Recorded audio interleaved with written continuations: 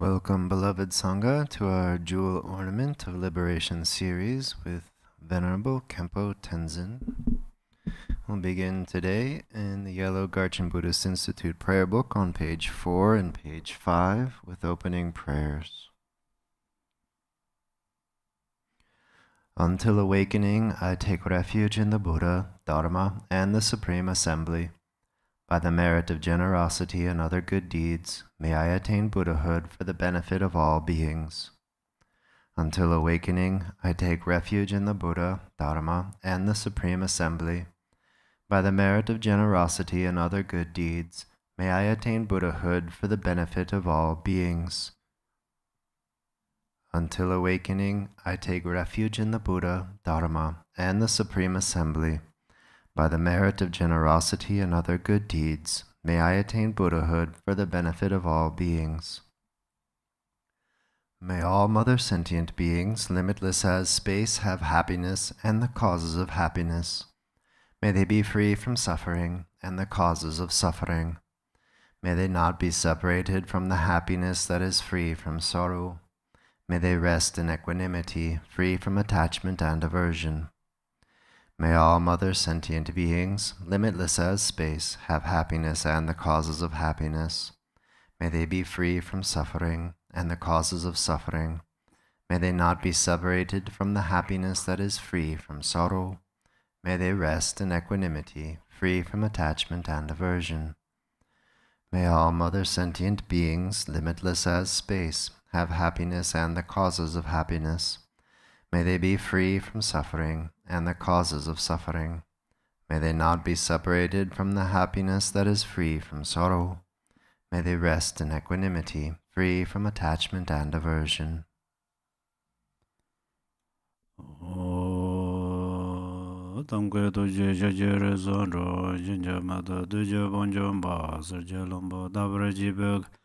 Shaji Jarbe Jadon Guzan Dorje Janje Delo Naroda Mabamala Juja Gambo Pamadreba Javano Gamba Ajulama Namje Dajo Dana Zara Tamje Lama Lava Jizozo Lazayan Denjam Zangala Tende Donjen Bagala Dagalo Chuzon Rovers and Jalabdos or Chulamdan Rovers and Jalabdos Lamdrovas Evers and Jalabdos or Drova issues on Javers and Jalabdos or Kangatin Jendever and Jung Gopame Baje Mebaje Pame Pata Meba Wami Bando Mebata de Dome Donje Me Drubanya Jejen Ba Zobazanje Mananje Tamba de la Janzar du Drenje Zavala Maje Jacozono Janam da Ge Julam da Ge Demada Simji Jado Labo Jendo Brazinje Labdo Sor. Dear Dharma brothers and sisters, bless you. Okay. So today I continuously teach on ornament of precious liberation. Actually, it has its contents. First, the prime cause, Buddha nature. Second, the base, a precious human existence. Third, the condition rely on the Dharma master. Fourth, the means, the Dharma master's instruction. The impermanence of conditioned existence, the suffering of samsara, karma and its effects, loving kindness and compassion, taking refuge, and so forth. So today we are going to teach on the refuge. If you have the book, we have This page number 99. Page number 99.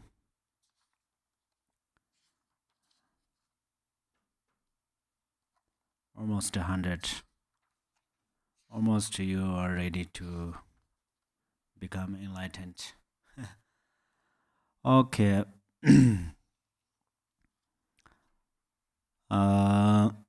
It says, now is in antidote for ignorance of the means for attaining Buddhahood. I present the factors associated with generating Bodhichitta. So, antidote for ignorance.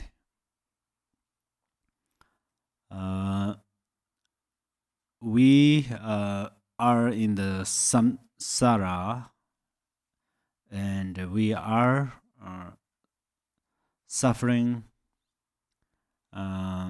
in the samsara because of ignorance. This is very important to understand.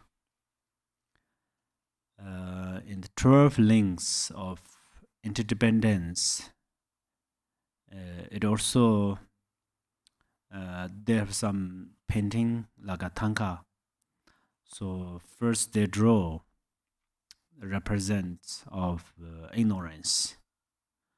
So ignorance is the cause of samsara. Actually, ignorance is only the cause of samsara.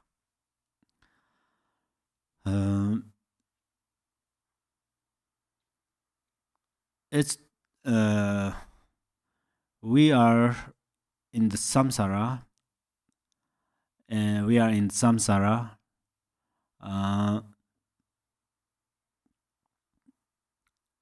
But then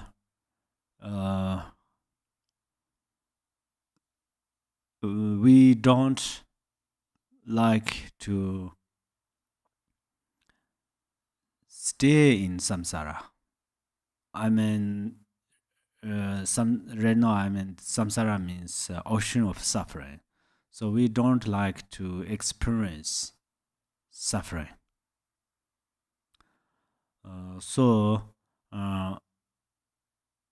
We would like to attain Buddhahood, or we would like to liberate from samsara. So if we are going to liberate from samsara or free from samsara, then we are going to purify our ignorance.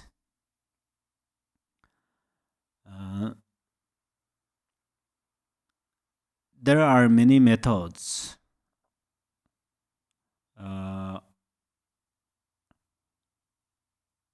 for our life's career.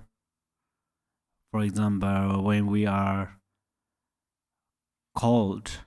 getting cold, we wear thick clothes. When we are thirsty, we drink water and so forth.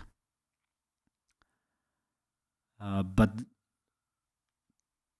for purifying ignorance, then only Dharma methods help to us.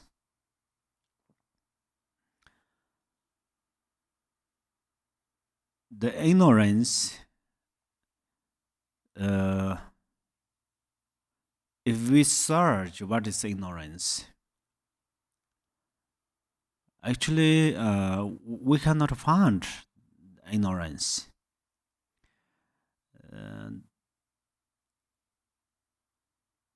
We cannot find ignorance means we cannot find ignorance is as ignorance. Because ignorance is not ignorance. For instance, we search we analyze, or we more analyze ace, about the ace, then it is water. The essence of ace is water. Likewise, or similarly, when we search the essence of ignorance, we find it is how to say, Dharma Dhatu. The essence of ignorance is Dharma Dhatu.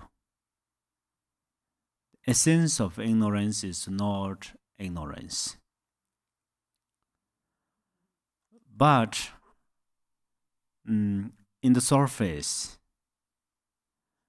or how to say this, right now we cannot find, or we do not try to understand the essence of ignorance.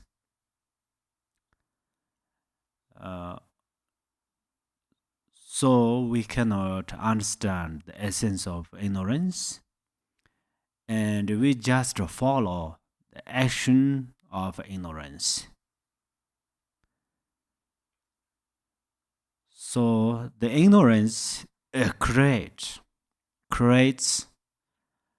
many afflictive emotions.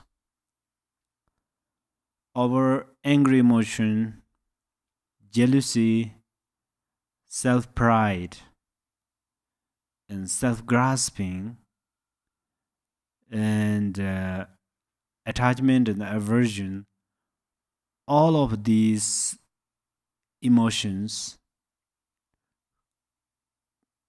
create by ignorance. Or in other words, they occur from ignorance. So there is no other method to purify this ignorance. So there is only one method or antidote, which is Dharma or Dharma practice. So here, if ignorance is a cause of samsara, and all of our sufferings occur from ignorance, then we have to purify ignorance.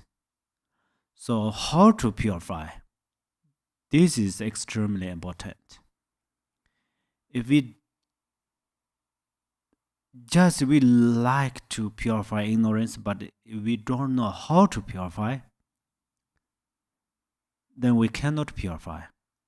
For instance, I like to drive car, but if I don't know how to drive car, then if I stay in the car many hours, car doesn't say, "Oh, poor, I will go by myself. You don't drive." Car never says like that. Yeah. So even we cannot turn how to turn on, and so forth. So how to purify ignorance? This is very important. Then how to purify ignorance? When we start to introduce how to purify ignorance, then there are some methods. So these methods mentioned by this jewel ornament liberation of Gampobaha. Okay. For these, the synopsis is the following. The development of Supreme Bodhichitta is covered through 12 topics. Base, number 1, nature. different types, aim, cause, source from which the vow is taken, ceremony, benefits, fallings, cause for breakage, methods of restoration, and instructions. First topic: the base for cultivating of bodhicitta. First, the sentient beings that constitute a suitable base for the cultivation of bodhicitta are those who 1. Belong to the Mahayana. So Mahayana, we say Mahayana. People call us Mahayana practitioner, we are happy. But when we look our mind, then we know we are Mahayana practitioner or not. So if we are Mahayana practitioners, we must need compassion. We must need bodhicitta. Actually, this bodhicitta and compassion are the probably represent of Mahayana. So, 2 have taken refuge in the 3 most precious refuges. Yeah. 3 have taken one of the 7 classes of Prakti Moksha vows. And 4 have developed the aspiration aspect of bodhicitta. Whereas to have taken refuge in the 3 precious refuges is the minimum requirement for our life, becoming a suitable base for aspiration bodhicitta. So first, what is aspiration bodhicitta?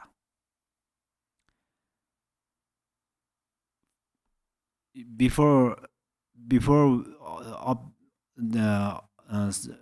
start this teaching, this morning you would like to participate, you would like to listen this teaching, kind of the aspiration means like that. So you the aspiration bodhicitta means, for example, I thought I would like to help other sentient beings. I would like to benefit other beings. So I would like to recite some prayers for benefit others. I would like to listen Dharma for benefit others. I would like to practice for benefit others. These are we call aspiration bodhicitta. This is very important.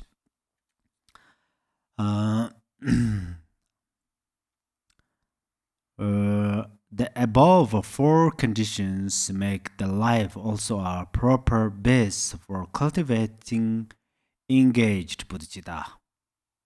Engaged bodhicitta means we do it. First you motivate or you aspire, you would like to, you like to listen Dharma, yeah? And then you come to listen. You came here and then listen. This is we call engaged bodhicitta. So, for instance, I would like to benefit other beings. This is my aspiration bodhicitta. And then I will benefit. How to benefit? Can I go door by door, all of these mother sentient beings, and knock the door? What can I help you? Even my life, it's short. How to say? Short. My life not enough, for example. But when teach here, if I generate bodhicitta in my mind and then give teaching, and then everybody hear this teaching, then this is how can help like that. So the engaged bodhicitta means we do something. And for example, for you, also like if you like to give something, and then you this is your aspiration bodhicitta, and then you go to the give it. That is the real how to say engaged bodhicitta. Why is this? It is explained in Bodhisattva levels that aspiration must precede actual practice, and it is explained in Lamp for the path to awakening that one needs to have taken refuge in order to develop aspirational mind. Furthermore, the latter text also states that you need one of the Bhakti-moksha vows as a foundation for the Bodhisattva vow, and in the treasury of higher knowledge, it says that refuge is the base on which the Bhakti-moksha vows are taken. Lastly, Bodhisattva levels says that bodhicitta development cannot even occur in those who are not of Mahayana type. Thus, a combination of all these various factors must be present. So, Lord Jigten Sunggun's Buddha's single attention, it says there are three vows, like upasak. Actually, we said this Bhakti-moksha vows or upasaka vows, and then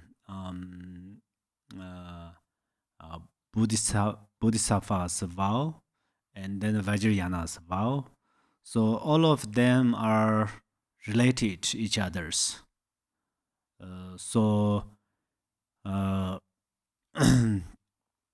Especially all of this, if you need all these vows, first you need a refuge vow.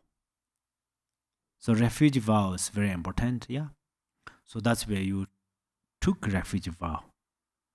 Now you have a refuge vow because you already took refuge vow. And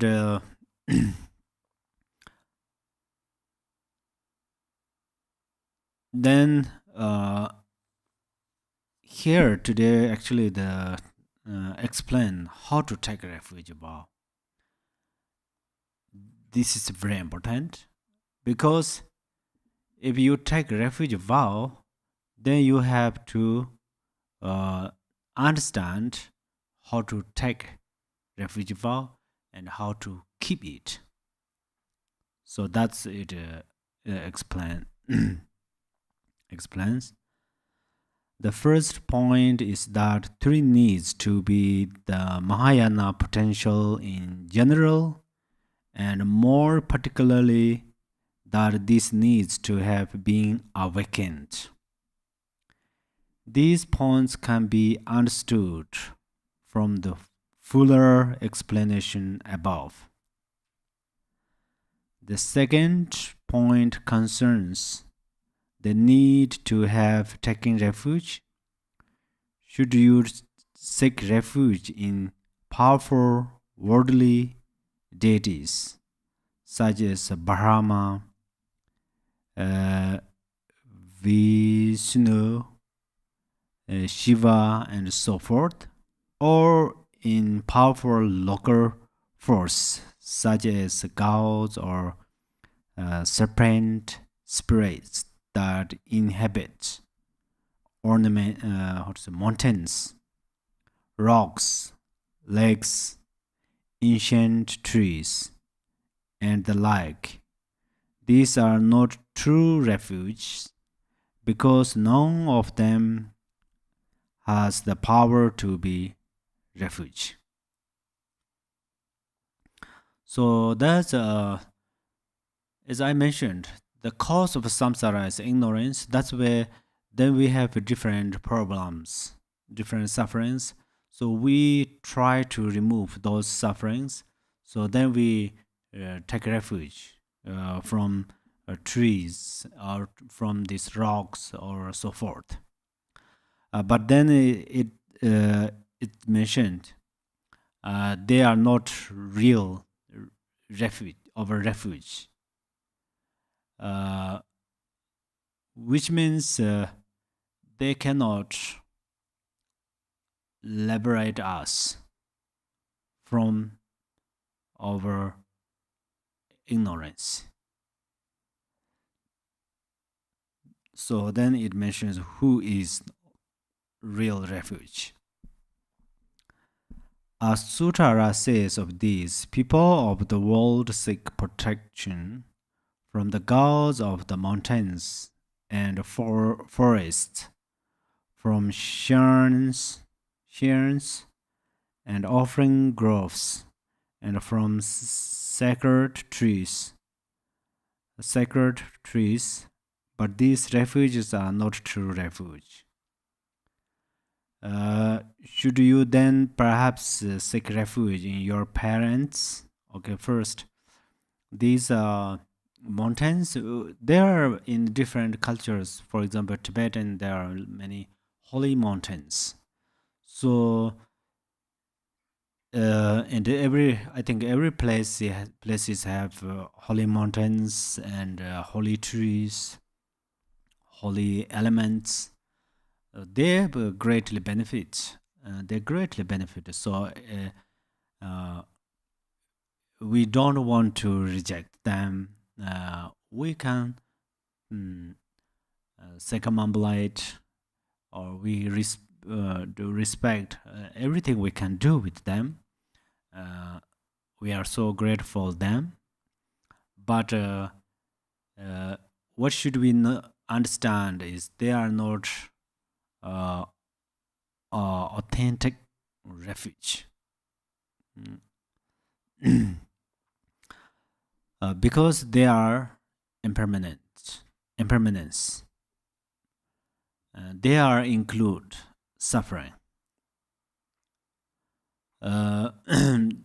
However, they cannot liberate us from samsara entirely. I mean, they cannot help us to attain Buddhahood. I mean, only through their powers.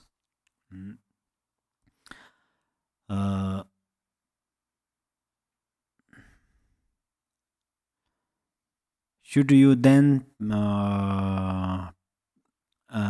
perhaps seek refuge in your parents, friends, relatives, and so forth? Those beings who care about you and are glad to help? In fact, these cannot be a refuge either. It says in the Sutara of the play of Manjushri, parents are not your refuge, neither are loved ones or relatives, subject to their own wish. They abandon you and go where they please.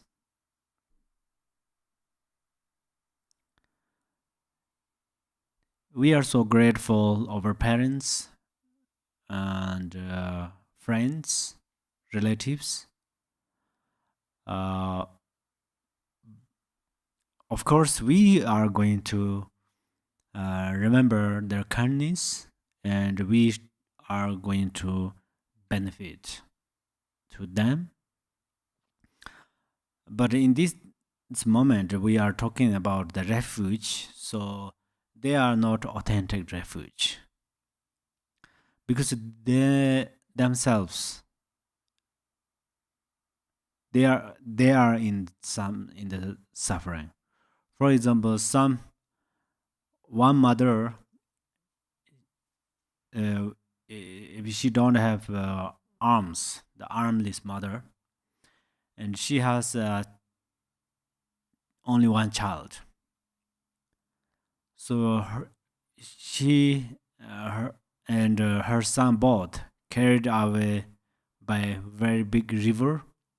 So definitely the mother loves to protect her child more than herself because of her love. But she has no method because she is armless. So she cannot protect her child. Similarly, our loved one, relatives, parents, and friends, they definitely love to protect us. They love to liberate us from the ocean of suffering, but they are in the samsara, so they have no method. They cannot protect. They cannot liberate us from samsara. So for that reasons, they are not authentic refuge. Why are none of these able to provide refuge? Because to constitute a refuge, there must be no fear of samsara, and there must be liberation from its sufferings. None of the above has transcended fear, and they are still subject to suffering. Other than Buddhas, no one is definitively liberated from suffering. Other than Dharma, there is no way to achieve Buddhahood. Other than the Sangha, there are none who can help us practice Dharma. Hence, refuge should be sought in those three. It is said, today take your refuge in the Buddha, in the Dharma, and in the Supreme Community, the Sangha, for it is they who can dispel fear in the fearful, and it is they who can protect the unprotected.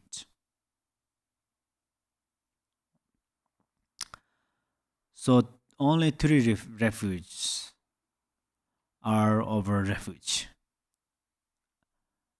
Buddha, Dharma, and Sangha. So that's where we take refuge.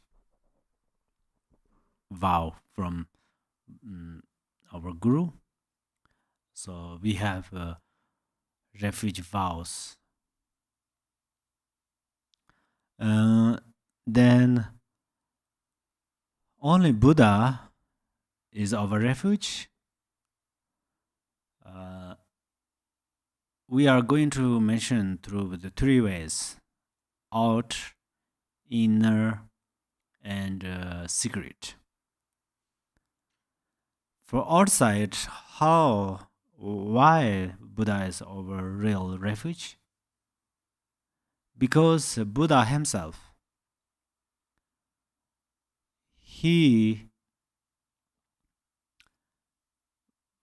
for instance, Shakyamuni Buddha, he was prince. So he was prince. So he has power of the king, because if he become king, then kings has a special power. Yeah. But the king's power cannot liberate us from samsara. If the power of the kings could liberate us from samsara, then right now we are not here, because in the ancient times, every countries have kings. Some country has many kings. So the power of the kings, they cannot liberate us from the ocean of samsara. So Buddha himself, he did not attach the power of king. He himself when under himself practiced and meditated, and through this way he gained realizations, and he himself completely liberated from the ocean of samsara. So that's where Buddha is our authentic refuge. Actually, it's mentioned later, but then Buddha, Buddha himself, he gained great realization, and he purified all of his ignorance and the afflictive emotions. Of course, the root of the afflictive emotions are ignorance. So he completely purified this. So that's where he has power. But then we have asking that, we have questioned that, did Buddha, Buddha has power, but would he help us or not? So yes, because he has compassion and bodhicitta. He has super compassion and bodhicitta. That's where he can he benefit us. He help us. And then Dharma. Actually, Dharma. Right now we say Dharma is our refuge because Dharma means in this case. Okay, let me see. The first the Buddha is the in outside the Buddha is our refuge means that, and then inside Buddha's refuge means our mind. The nature state of mind is Buddha. So our nature state of mind and Buddha's nature state of mind are non-duality.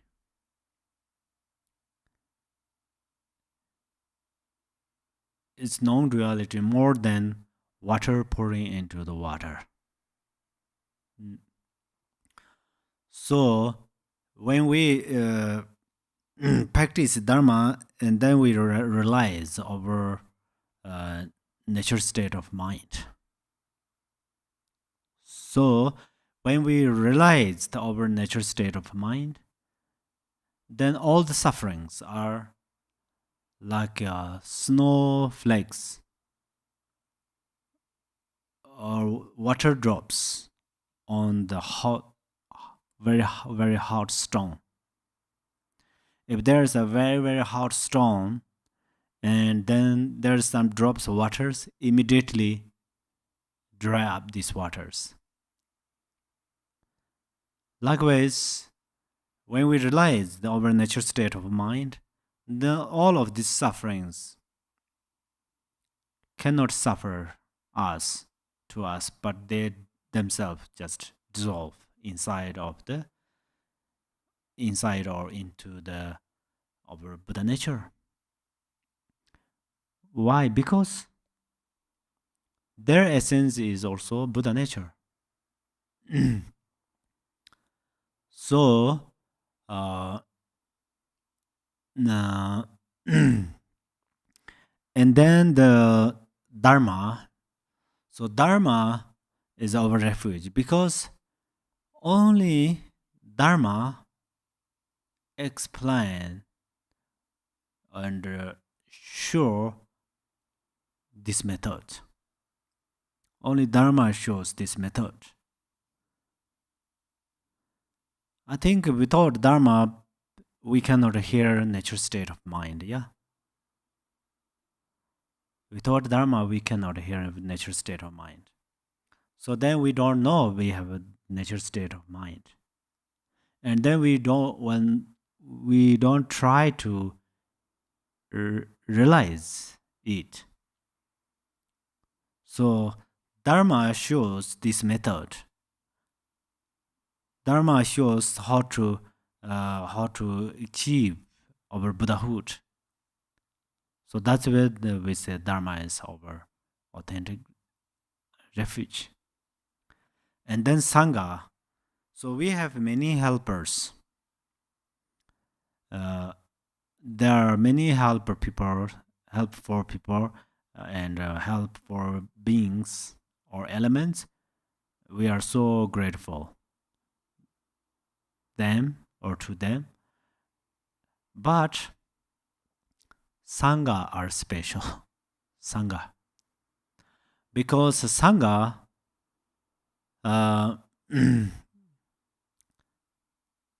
introduce,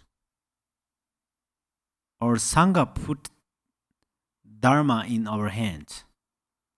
And Sangha help us to open our wisdom eyes. And Sangha help us to look over nature state of mind. So that's where these three are our refuges: Buddha, Dharma, Sangha.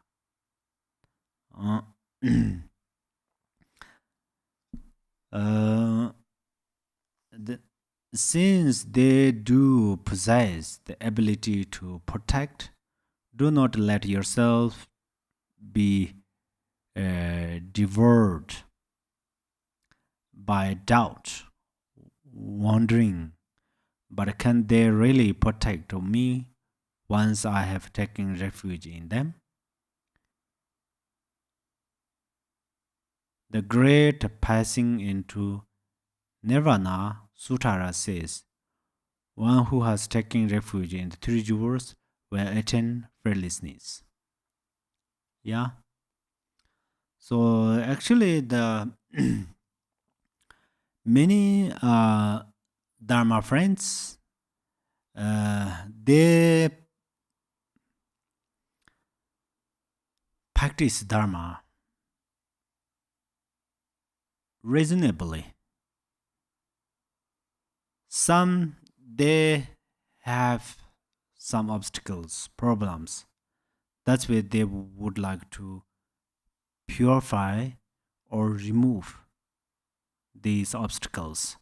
That's where they practice Dharma. Some, they don't have problems currently, but they generate Bodhichitta and compassion from their mind, and they see the value of Dharma, and then they understand only Dharma can benefit other beings to liberate from the samsara, ocean of suffering. So this both kind of these Dharma practitioners, they come to practice Dharma. I mean, the first, how they come, but after they became Dharma practitioners, and they both generate compassion, loving kindness, and they benefit others sincerely through sincere motivation. Yeah. So there are many proofs that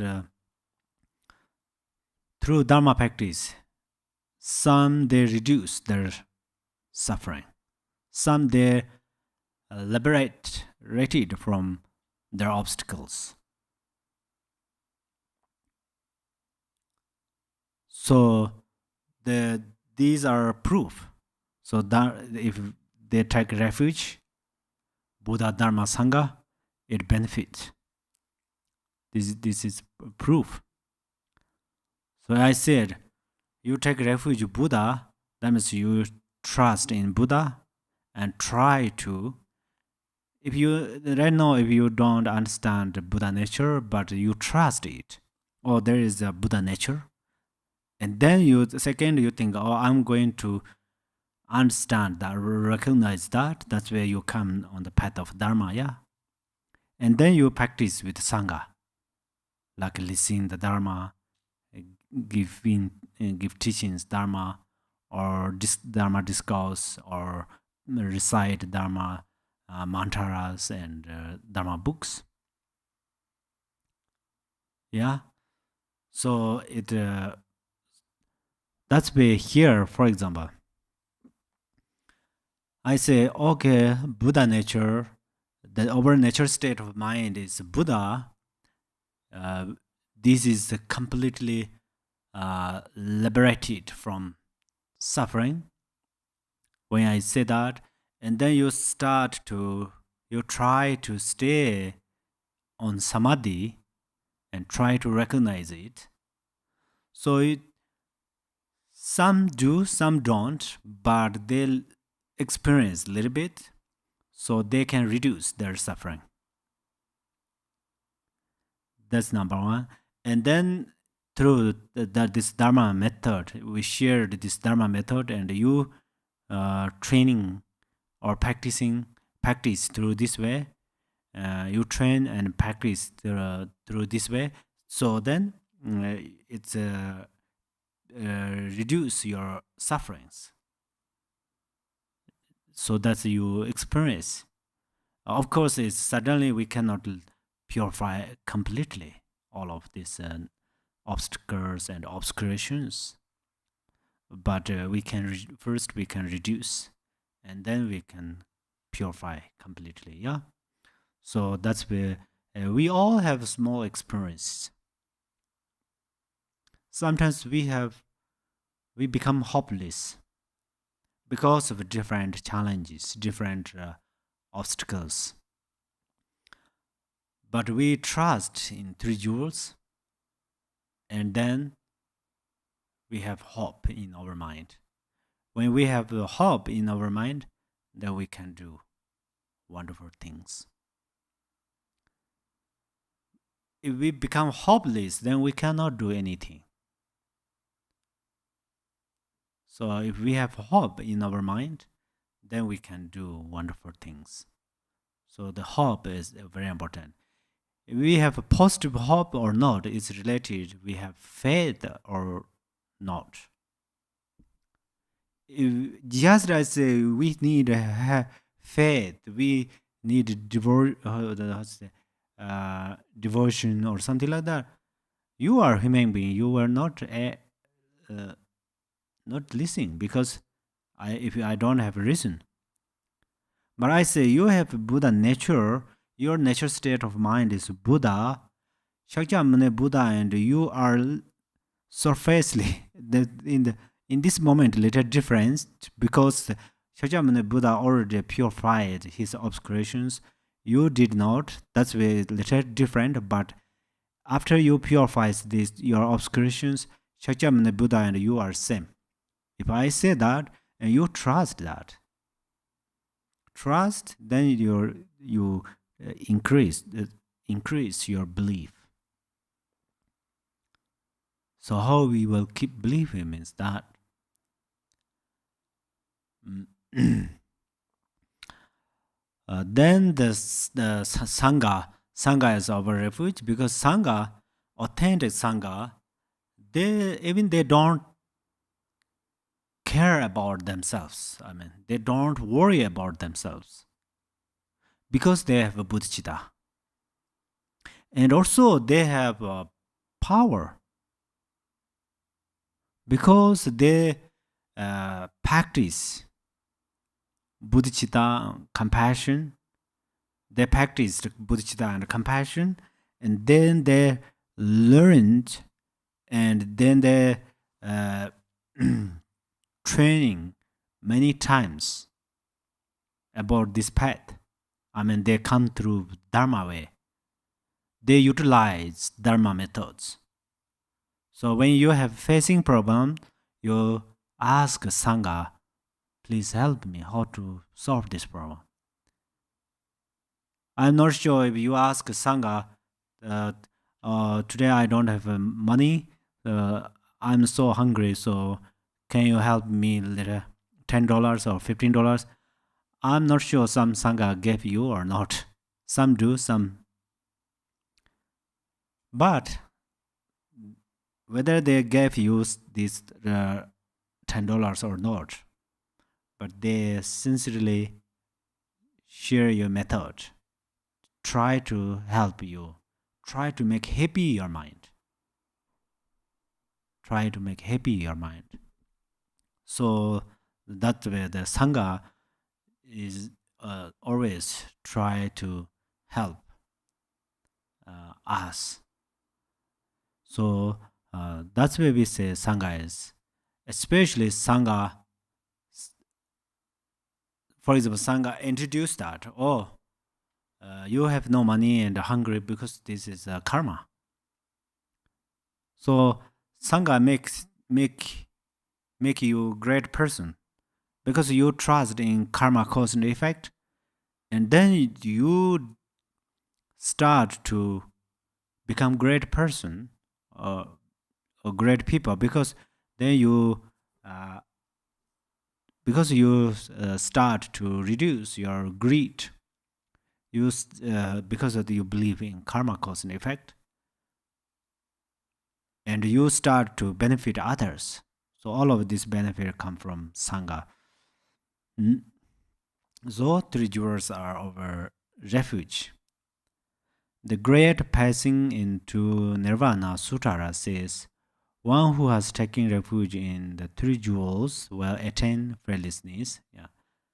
The synopsis explaining refuge in those three is, taking refuge is summarized through 9 topics: categories, base, source, duration, motivation, ceremony, function, instruction, and benefits. First, there are 2 different categories of refuge: general and particular. Second, there are 2 types of person who form a base for taking refuge. 1. Those who constitute the general base. People who fear samsara's sufferings and who conceive of the 3 precious refuges as deities. And 2. Those who constitute the particular base. People of Mahayana potential who have a relatively pure human or divine existence. Third, there are also 2 sources of refuge.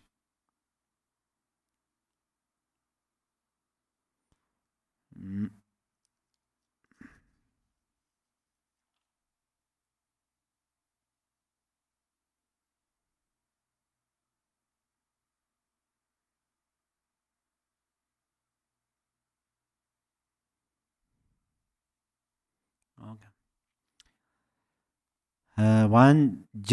The general source, the most precious Buddha is the blessed one, awakened and complete, who has the most excellent purity, pristine awareness, and greatness of nature. The most precious Dharma has 2 aspects: the Dharma of teachings, comprising the 12 branches of the Buddhas, the supreme speech, and the Dharma as realization, comprising the truths of cessation and the path. The most precious Sangha is also twofold: the Sangha composed of worldly people is a gathering of 4 or more full monks, bhikshu, who have properly maintained their vows. And the most excellent Sangha is the 8 types of being belong to the 4 categories of result. 4 stages of result. 2. The special source. This is explained as the source actual present, the source that is a direct realization, and the ultimate source. For the source actually present, The Buddha is in image of the Tathagata. The Dharma is the Mahayana scriptures, and the Sangha is the Bodhisattva Sangha for the source in the term of direct realization. The Buddha is the one possessing the nature of the three bodies. The Dharma is the sublime Dharma of peace and nirvana, and the Sangha is the Bodhisattva who have attained the levels of sublime realization. The ultimate source in terms of ultimate essence is the Buddha alone. About this, the Uttara Tantra says,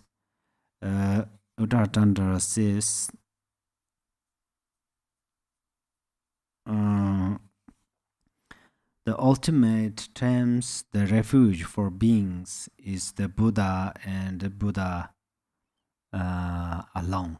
Okay? So, when we say Buddha, Dharma, Sangha,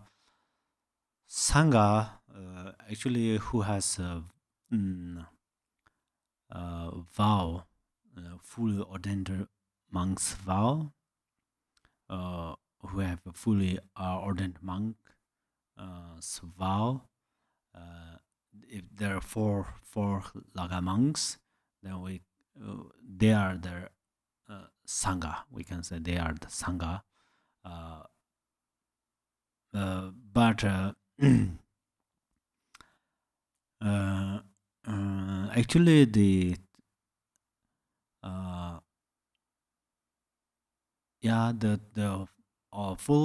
fully ordained monk's vow, or this bhikshu, these are Buddha said that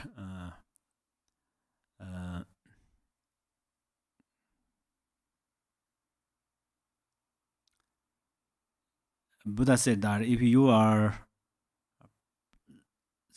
okay, I just directly try to say this meaning. Okay, I can't follow the words by word. So Buddha mentioned that if you were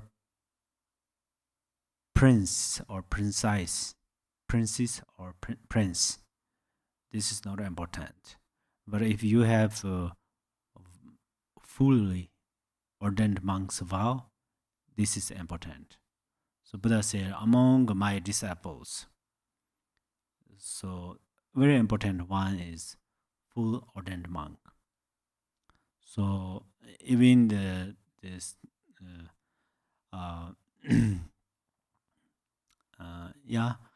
so that means if one keeps these vows purely, then one avoid 10 non-virtues. So number one will not kill others. Yeah. Killing is, everybody knows, very harmful things. So one will not killing, and then not sexual misconduct, is rape, and those things never happen. And then not stealing, avoid stealing. That means not steal others' things. What else? And then not lie, not use harsh word, not use divisive speech and meaningless speech. And then the motivation, they always keep pure motivation and keep bodhicitta and compassion. They not keep like covetousness, what else, wrong view, and so forth. They never keep like that. They purely trust in karma cause and effect. We call it perfect view in the mundane way. and then they have also they have a great view that as how to say this Dzogpa Chenpo and Mahamudra and so forth.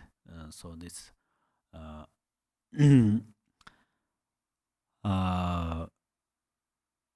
the fully ordained monks are also our Sangha, and then especially these Bodhisattvas. Bodhisattvas, they even in their dream, they benefit others. So they never harm others. Even they can dedicate all of their things. There is one Bodhisattva. There are many Bodhisattva stories. There was one story we call Timikundi. I think you will you try to get his story. It's really amazing. I think you have no freedom to control your tears coming down from your eyes. This is really amazing. He, I thought I shared briefly about his stories, but today again, so I'll say that he was prince, and his father king is a very powerful. His father king was a very powerful king, and then they have lots of wealth, and then this prince, Bodhisattva Timikundi, since he was young, he has a great motivation that benefit others. Especially he practiced generosity. So whatever he has, he generous. He gave away, especially poor people. And then there are many beggars come to him and ask many things, and he gave them.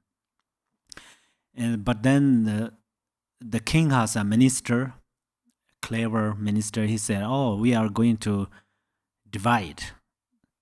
Otherwise, your son or prince gives everything to others beggars. Then we don't have wealth. It's these will become future problems." And then king agreed that. So king divided things.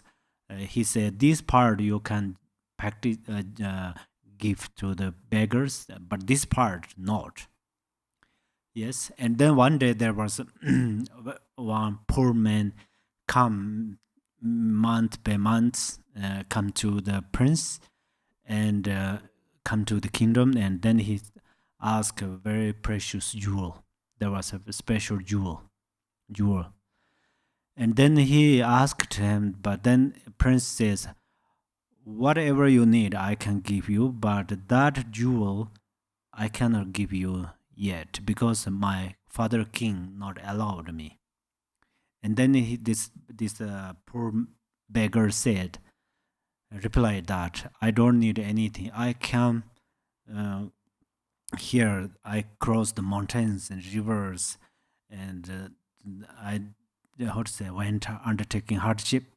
So I come here for this precious jewel.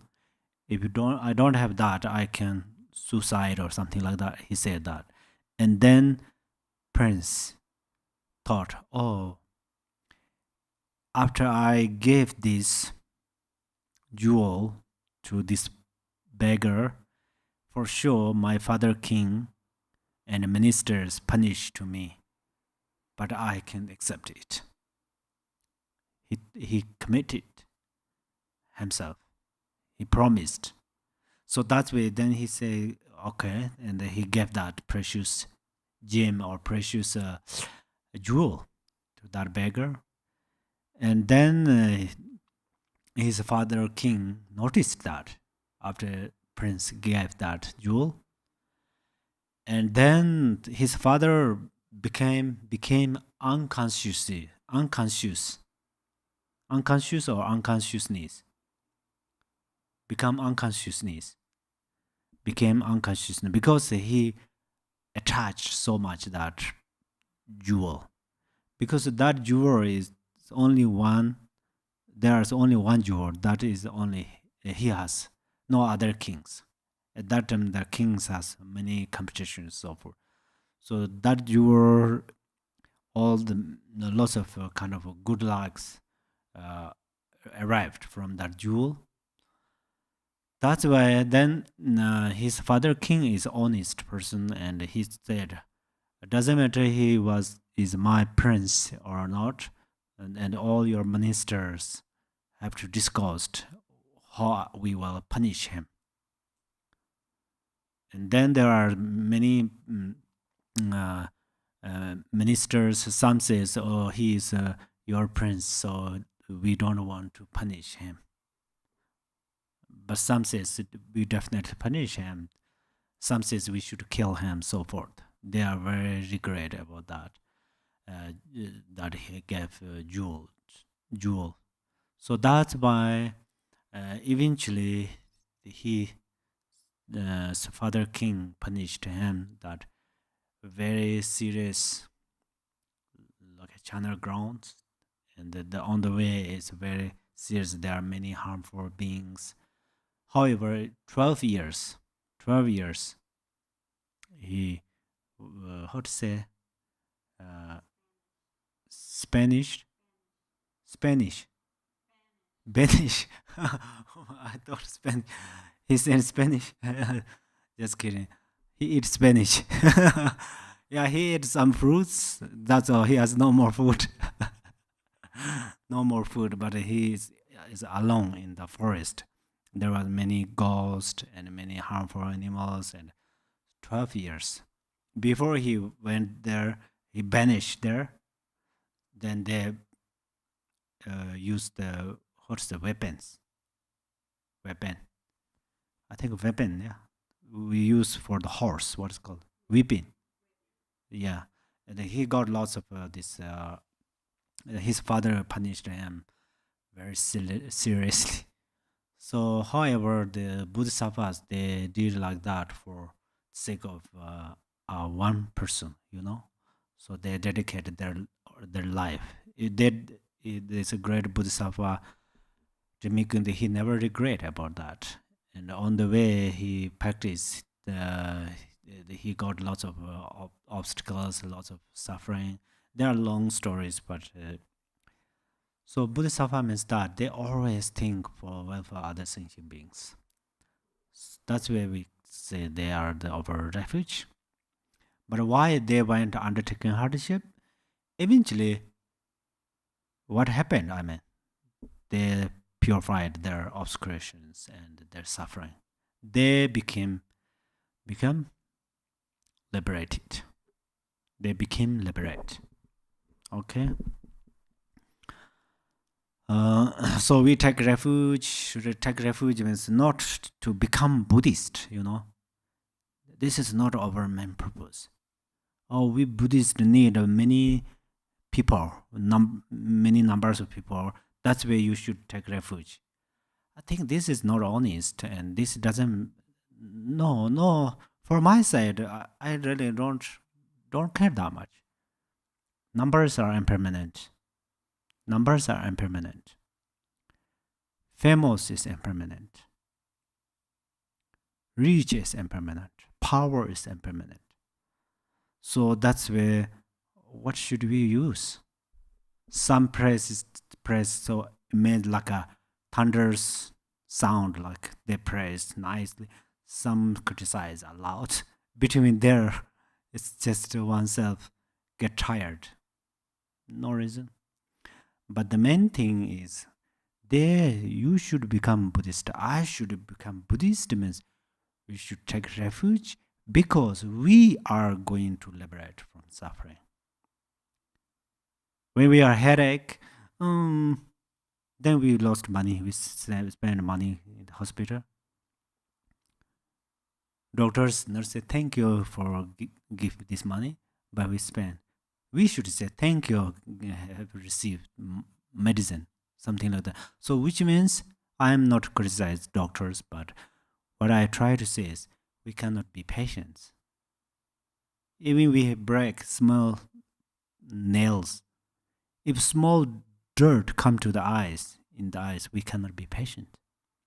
So that means we are very, very sensitive in this samsara. And so then in samsaric sufferings are very terrible.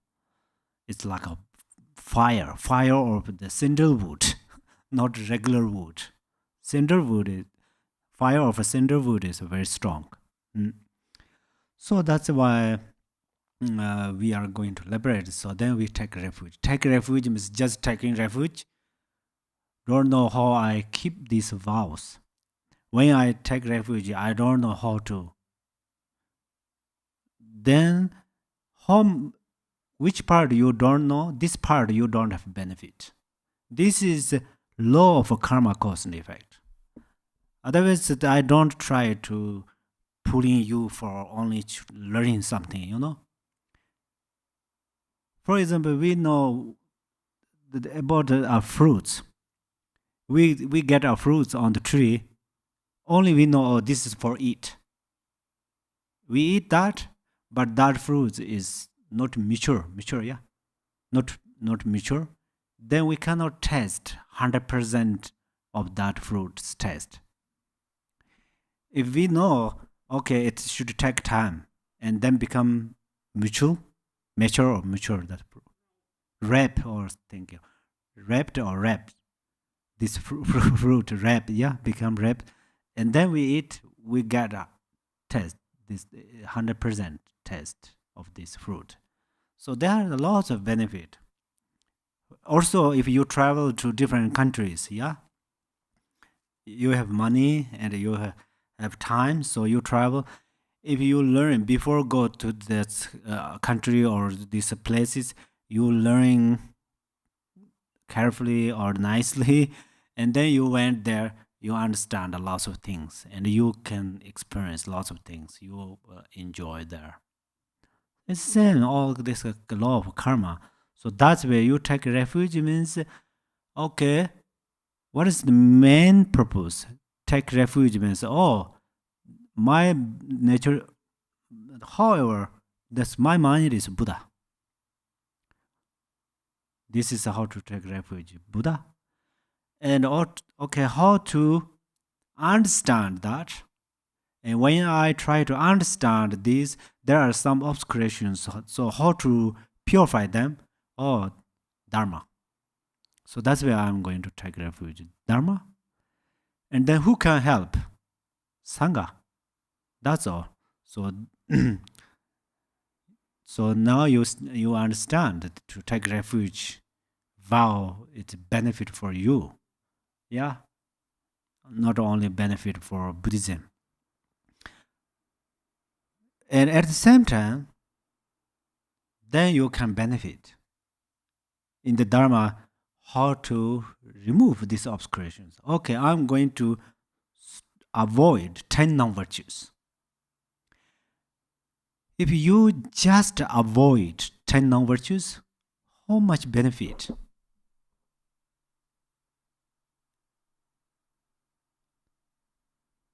If you will not steal, if you are not thief, yeah, if you not steal other things, then people, your neighbors, your roommate, your classmates, your friends, they are all mind is relaxed. Doesn't matter everything in front of you. Even their all the what's the bank account or whatever, everything, money or all these things, important things are just left in front of you. They are relaxed peacefully. So that is, you just avoid stealing. That's where this benefit is your friend, roommate, or classmate. Their mind is very relaxed. Otherwise, if you steal something and then they start to worry, oh, I have something. Even they cannot put in the, if they are, that person is your roommate, they cannot keep that important thing in his room always carry very uncomfortable, maybe always carry a bag or something like that, even worried. So they have lots of worry, you know. So something like that. So, then from yourself, if you still very precious things, and then you should go one place, yeah, because you don't have freedom, because how to say, must obey the law of countries. So if you steal other things, stole or steal other things, if others precious things, then it's related to, how to say, then you get punishment. You get punishment, you were punished. Yeah. So okay. There are lots of benefit in this taking refuge vow. And then taking refuge vow, actually we mentioned earlier, but you take refuge vow, you have a fundamental special ground. You have special ground, so you are always ready to take upasaka vow, bhakti moksha vow, and full ordained vow, bodhisattva vow, and what is it? Vajrayana vow. You are very, how to say? So power has like that. Vow has this power. For example, right now, these countries, many countries elect president. They promised. They said, "Oh, I will do that. There's some water problems. I will solve this problem. There's fire problem. I will solve this problem. They have like this problem. I will." They promised. That's where they got vowed. Then people vowed them. Then they become president. Yeah. So same like the vow, it's this refuge vow. Or I will not engage the 10 non-virtues. I'm going to practice 10 virtues, and then step is I'm going to taking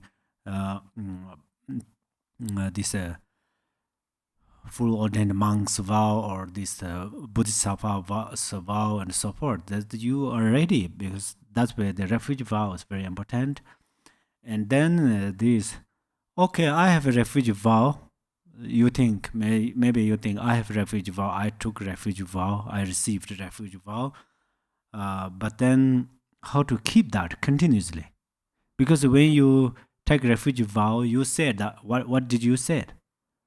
I will keep this refuge vow until I attain Buddhahood. So you have to keep this vow. So how to keep this? Then this it mentioned that part. Sometimes you think, okay, first you take refuge vow. After you took refuge vow from your guru, and then after years later, you have some problems, and you recite refuge vows, prayers, these open prayers, so forth. You feel they didn't benefit, do not benefit, they cannot benefit to solve these problems. And then you start to take refuge like trees or these mountains or something like that. Maybe they help me. Sometimes it seems it's happened like that. So this is very possible. That then your vow become very, very soft, become very uncertain. So we are Dharma practitioners. That's why we are going to protect environment like a mountains, trees. We respect. These are very important. But take a refuge. There are some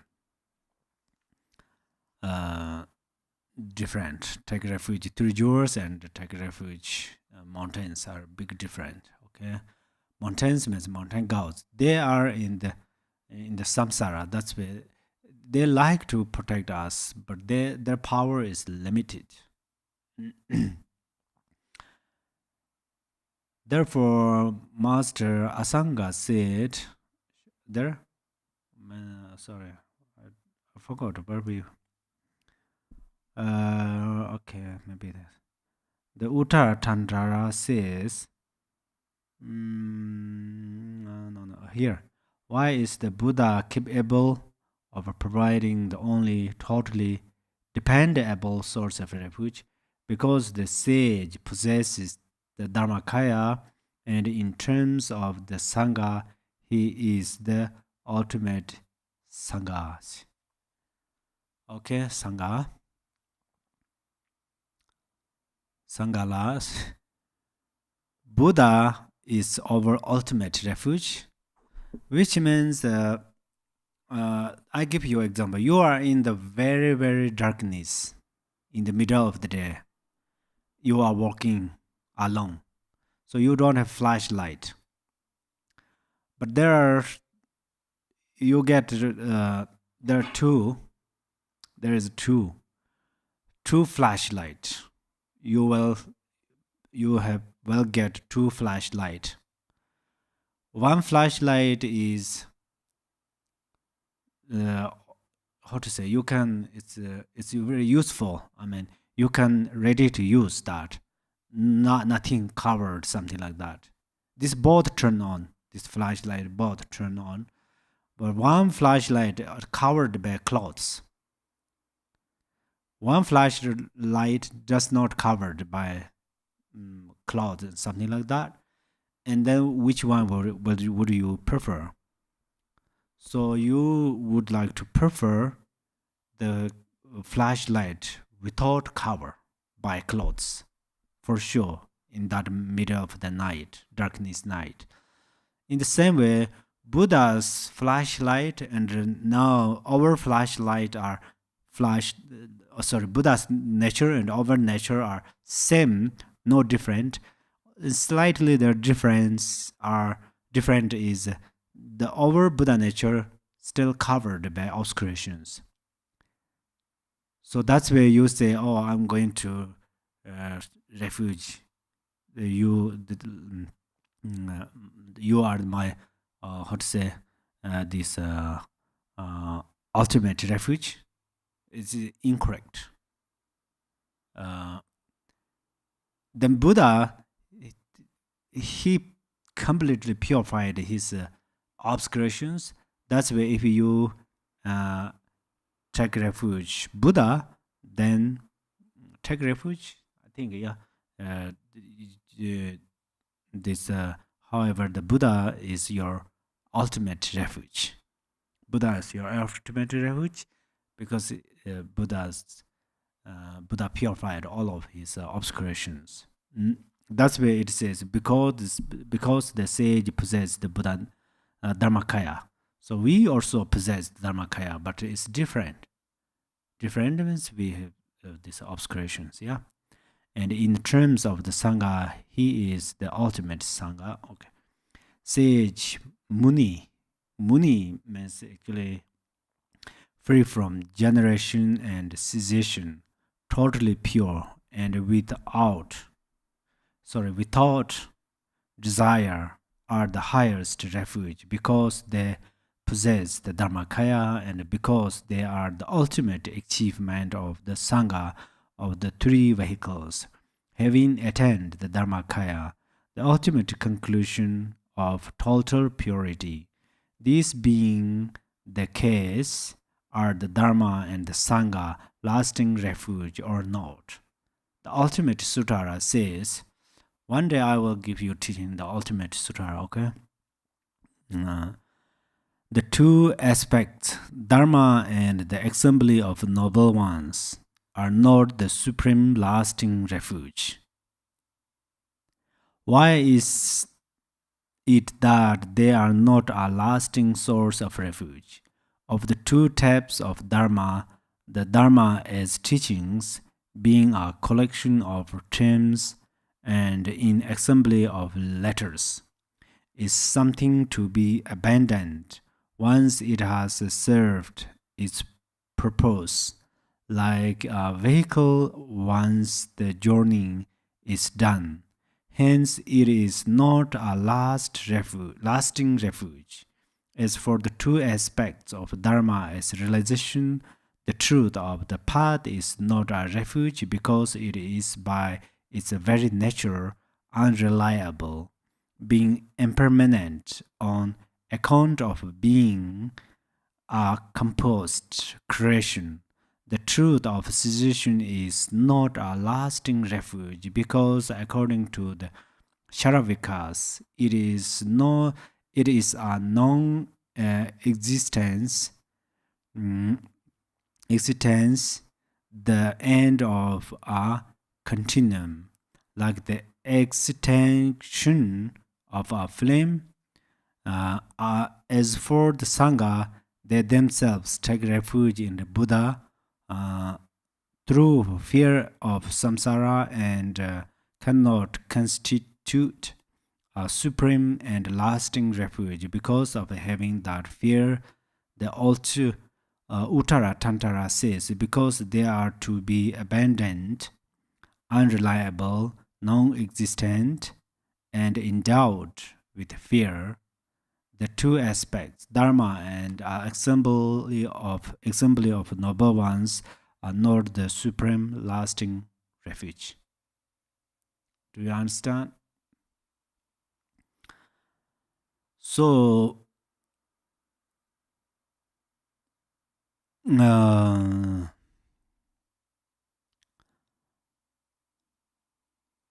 Dharma and Sangha are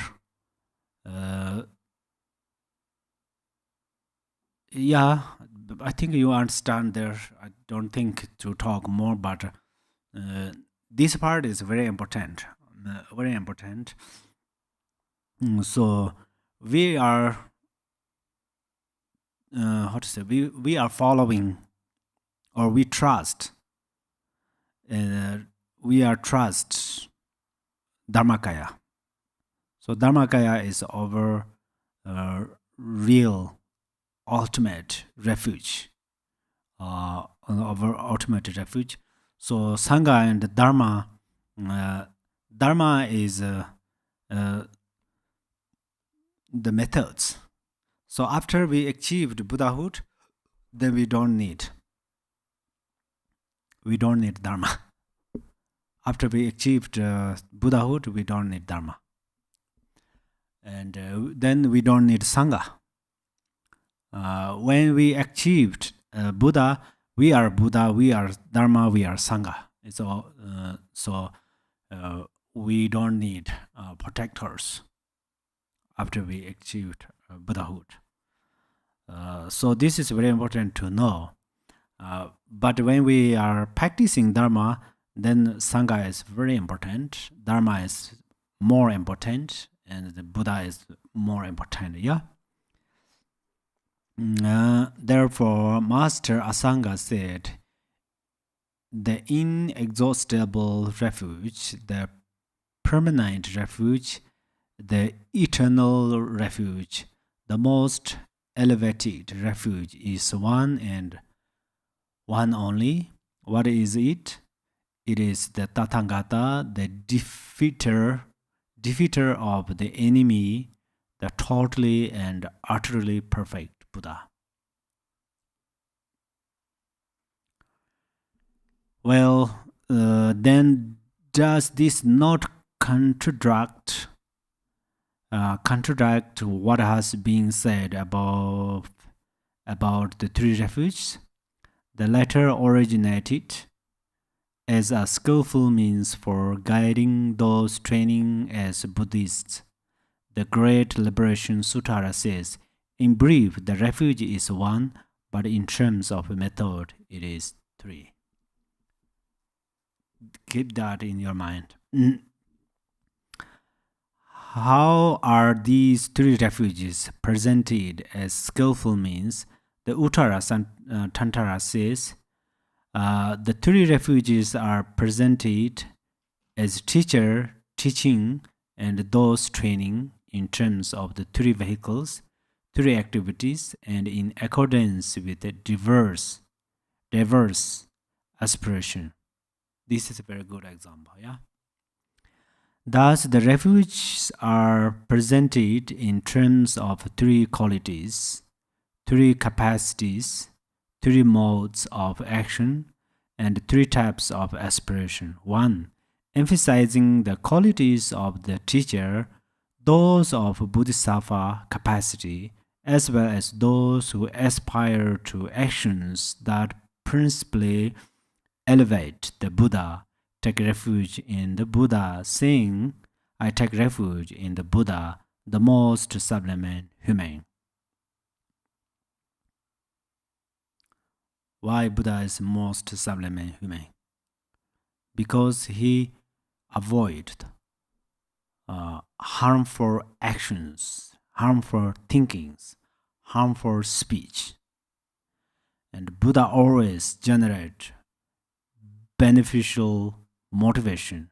Buddha always gives speech, helpful speech. Buddha always generates compassion and ultimate bodhichitta.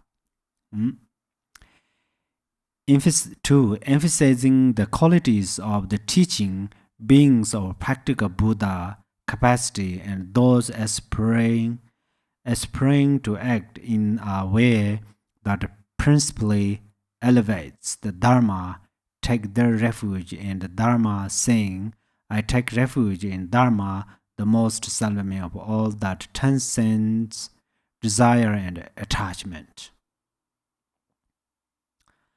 So we are in the desire realm, so we have lots of desires.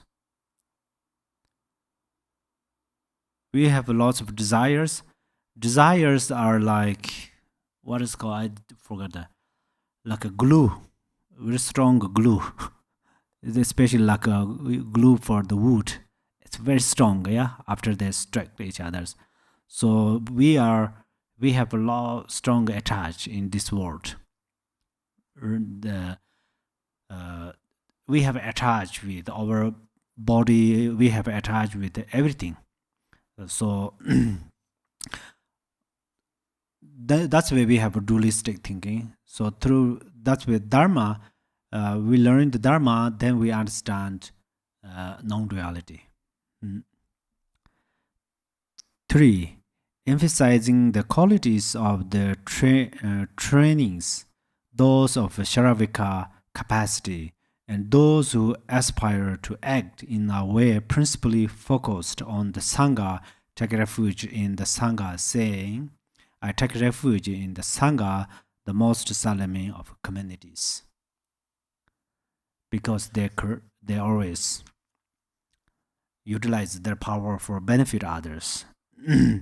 Exactly as Buddha says, Buddha's scriptures.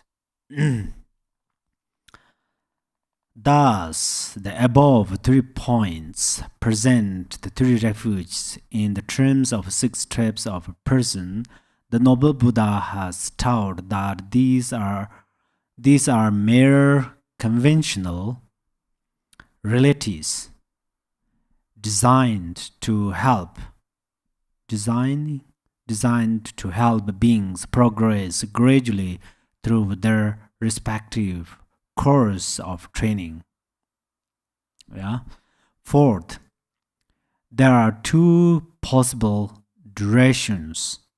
The general duration is to take refuge from the time of the ceremony onward for as long as one lives.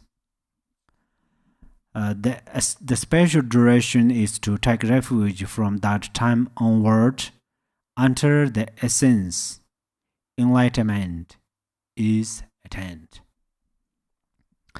5th, there are 2 possible motivations. The general motivation is to consider personal suffering unbearable. The special motivation is to consider others' sufferings unbearable. So there are 2 kind of motivations, yeah. So the general motivation is to consider personal suffering unbearable. This is not perfect, but it's a help because for reason you are suffering. That's why you try to remove it and you attain. You take refuge vow, and after then you learn more dharma, and then you can how to say generate bodhicitta. So you change your focus. I mean, you change your focusing means attention, and that means you change your attention means you don't focus yourself. You think for others. Even you are suffering, and you think, may this suffering uh, uh, exhaust all other beings suffering. So this you can do. But the great thing is before you take refuge. Okay, today I'm going to take refuge. Or for example, tomorrow I'm going to take refuge. So today I'm going to more focus about these path instructions, how to take it, which motivation makes more benefit. Okay, tomorrow I'm going to take refuge for the sake of all mother sentient beings. May this benefit liberate all of mother sentient beings right now from samsara. If you motivate like that, and then your refuge vow has superpower. So that's why this lamrim or this part are very important to learning. I don't want to how to say make upset to you, but many Dharma friends, what happened is they take refuge vow very early, but then learn these things very, very late, 10 years, 30 years later. But that's it. That's great. This great, okay.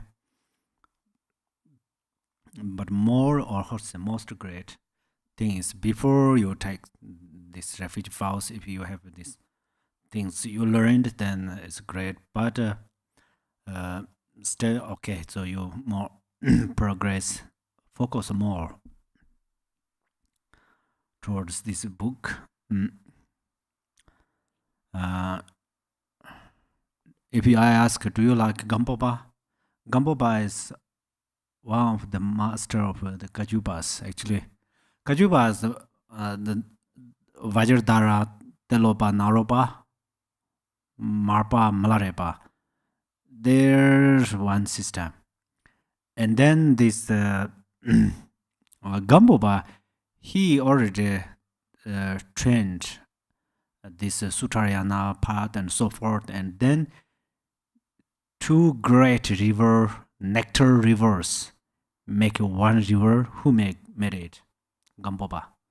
So then if you like to see Gampopa, would you like to see Gampopa if you can? You say yes.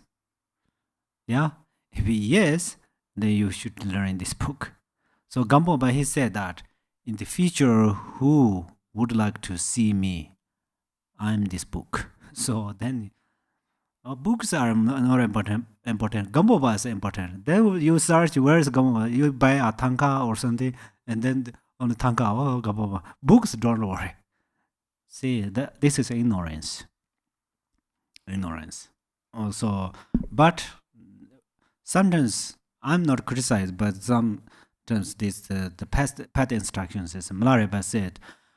Oh, Malarepa, Marpa always kind of criticize, scold to the Malarepa, and then Malarepa said, Malarepa did not say, my guru always scolded me. What happened? Malarepa said, oh, your path instructions dissolve in my mind like a salt dissolve into the ocean. Amazing. So we should have like this. So I can say I'm giving you some path instructions, but the main thing is more focus, respect. Actually, if Gampopa is here, Gampopa's age is pretty old. Right now he is here. So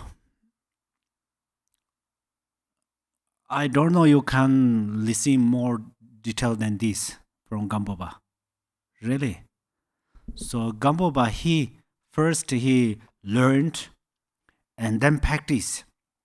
After again the practiced, after everything is accomplished successfully, and then he single-pointedly concentrate, and then he generate compassion, the Bodhichitta, everything together at the same time. He made this book. So that's where we should respect. Then we should think, whoever hold this book, whoever learn this book, we should even rejoice. If we cannot learn, we cannot read this, we should rejoice. They really see Gamboba. They see Gamboba. I rejoice. In the future, may I have same opportunity. So this is a very important. Okay, the fifth two possible motivation. Okay, the special motivation is to consider others' sufferings and unbearable. Do you have a feeling? Gamboba has special feeling that the special motivation is to consider others' suffering and unbearable. That's why he made this book. So how many practitioners liberated through this book, through Gamboba's Jewel Ornament liberation? After Gamboba pre-nirvana. After Gamboba pre-nirvana, according to this lineage, Lord Jigten Songho. Then there are how many lineage gurus? When I introduced some during the refuge, this preliminary practice, some not finished. So how many? Only this lineage has the lineage gurus. All of them liberated from the suffering because of Gamboba's this teaching. Because Gamboba teaches these teachings to the Pamodaba. And then Pamodaba gives these teachings to the Lord Jigten Songho. And then other Kajus. See? So that's where this is real. We are not talking about the mystery things. We are not talking about the only history things.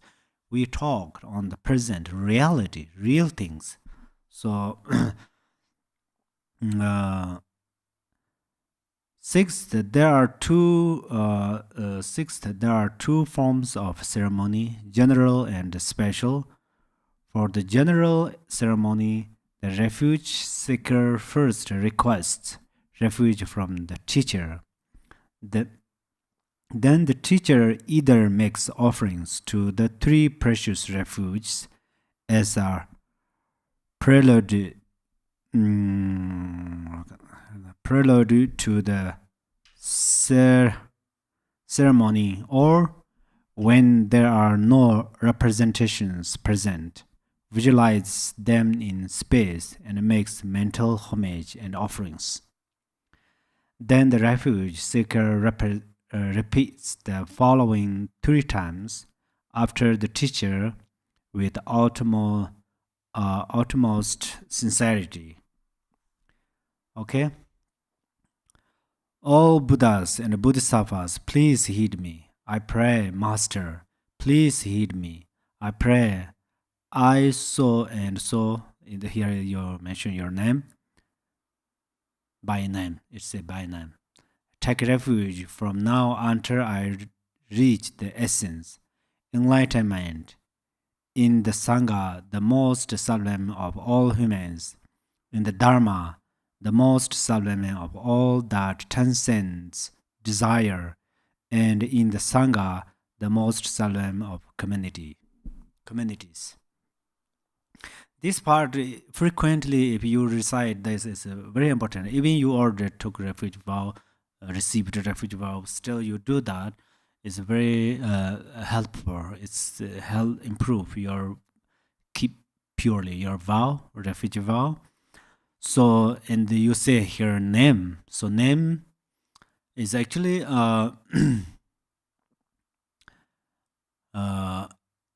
in the Yamitaka,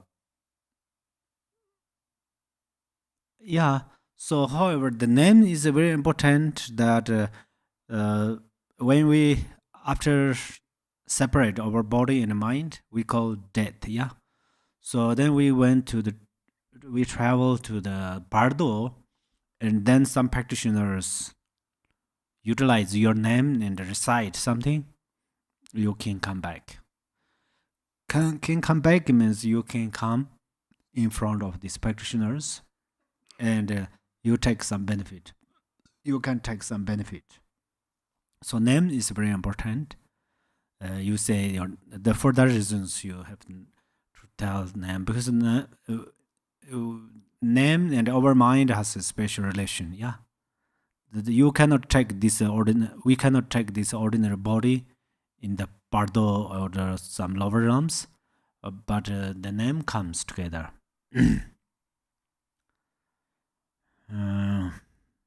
Probably that's why these lamas reincarnations all quite same names.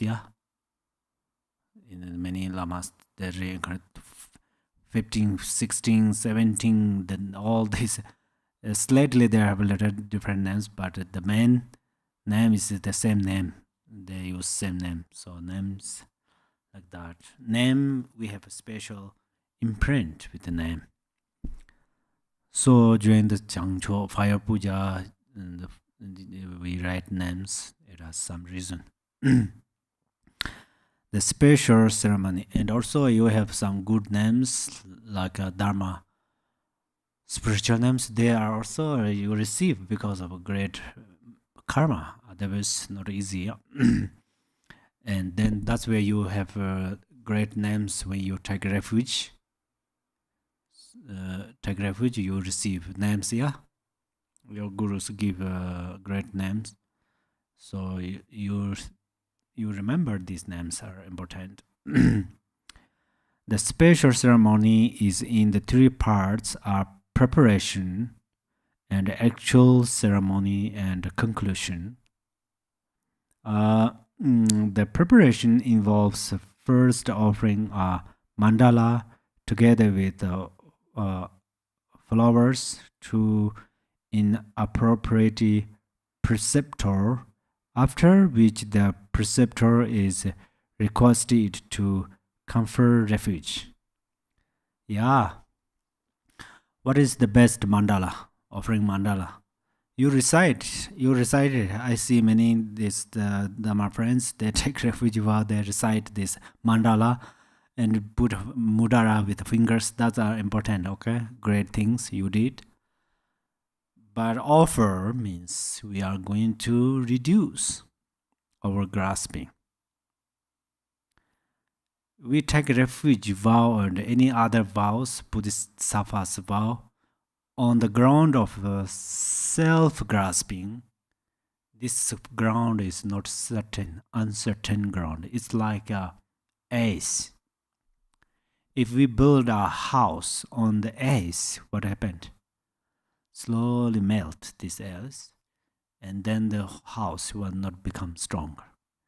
If we build a house on the ground, we dig the ground, and then we use these mature things, and then the house is very certain, strong. In the same way, when you take a refuge vow and any other vows, even teachings, this is a very significant, important thing, okay? When you listen the Dharma or this, the best thing is non-duality. Through this way you listen, but it's quite difficult. But you listen through Bodhichitta. So the Bodhichitta is fundamental of all this listening and taking refuge. All when you generate Bodhichitta, relative Bodhichitta, at that time your self-grasping reduce. That's where you have your vow is pure and clear. So offering means like that. Otherwise, how many times we offer these things? The tankas always they don't take anything from us, statues and tankas. But offer is important. But at the same time, center. Or I offer this. So you should reduce. That means you reduce. For example, I offer this flower to the guru, and then I don't have an attachment with this guru. Yeah, that's where Dharma is antidote of desire. To appropriate provided the supplicant is a suitable person and someone with the Mahayana potential. Mahayana potential. This morning actually I did not say that. Mahayana potential means when you heard Bodhichitta or compassion, you love it. You have interesting. That means you have a Mahayana potential. Even you heard the name of this compassion, Bodhichitta, even you see in the movie or see and hear someone help others, something like that, inside you are slightly kind of rejoice and like happy. That means you have Mahayana potential. So you know yourself. Even you can do that or not. You can do that, of course.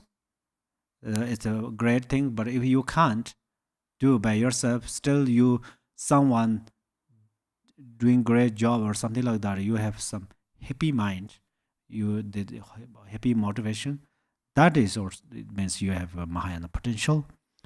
The preceptor, having accepted the request well on the first evening, set up representations of the three precious refuge, arrange offerings, and explain both the benefits of taking refuge and the shortcoming of not doing so.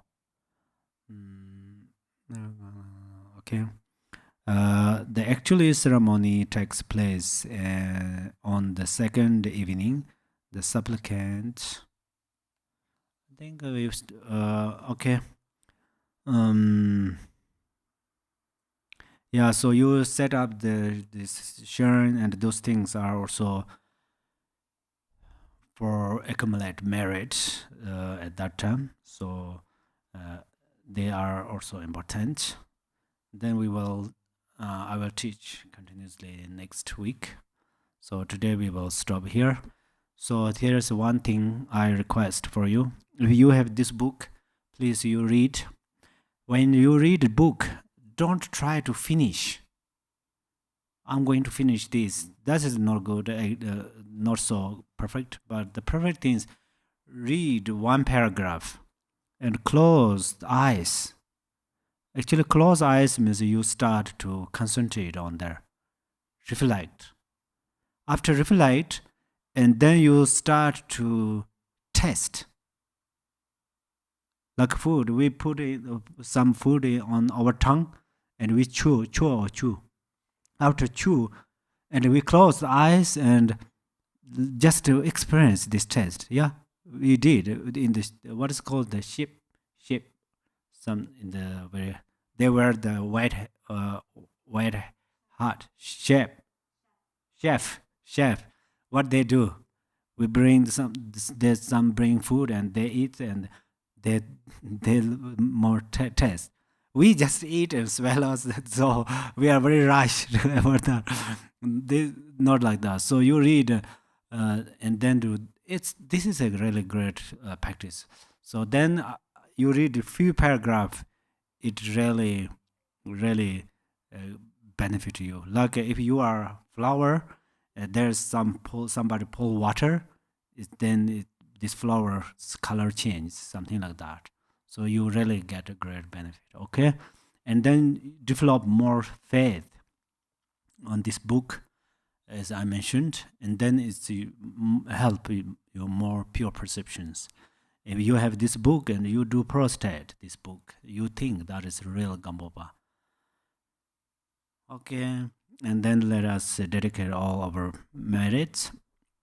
Chanjo sen jo ren bo che ma je ba nam je jer je ba nyam ba me ba yang gong de pe va yo May Bodhichitta, the precious and supreme mind, arise in whom it has not yet arisen.